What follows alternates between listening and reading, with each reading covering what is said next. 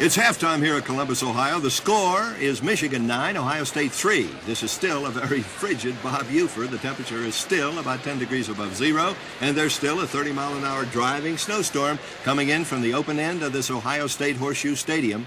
We did hear a warm rumor here in the press box, and that is that Wes Fessler is leaving Ohio State as head football coach and will become the new head coach up at Minnesota now that Bernie Bierman has resigned. Further rumor here at Ohio State claims that either Paul Brown or Woody Hayes will be the new head football coach here at the Buckeye School. Of course, everyone knows who Paul Brown is, but Woody Hayes is a relatively new name in Big Nine collegiate football circles. Woody's real claim to fame, besides winning a few Mid-America football championships for Miami of Ohio, is that he developed 2 years ago in 1948 two of the best players in the history of the Mid-America Conference, halfback Johnny Pont and guard Bo Schembechler.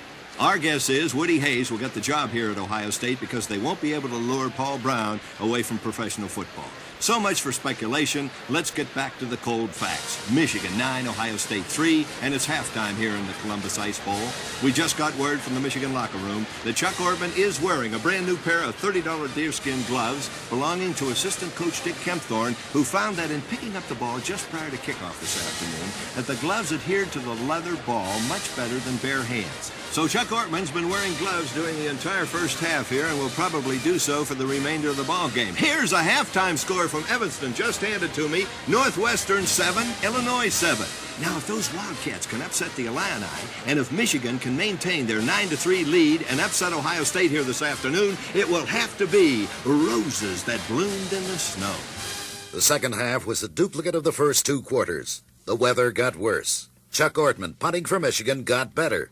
After a snowbound fourth period, we joined Bob with 2 minutes remaining. Michigan still leads 9-3. Leo Koseski just came in from the Michigan bench, and he's calling the Wolverine team together. A note's just been handed me here in the broadcasting booth, and I'll bet this is what Koseski is so excited about. A final score from Evanston. Believe it or not, Northwestern upset the Illini 14-7. It's too good to be true. The Wolverines are leading 9-3 here in Columbus, Ohio. Less than 2 minutes to play, and if they can maintain this lead, in 5 short weeks, they'll leave all this ice and snow behind them for the sunny shores of California. It's just 3 plays and 1 minute and 55 seconds later that we rejoin Bob. Ohio State with 5 seconds remaining in this ball game at the Buckeye 45-yard line. Michigan leads 9-3. The Buckeyes are in a single wing right. Vic Jenowitz at tailback. He takes a snap from center. He drops back. He being Vic Jenowitz. And he's throwing way over the head of the intended receiver at the Michigan 30.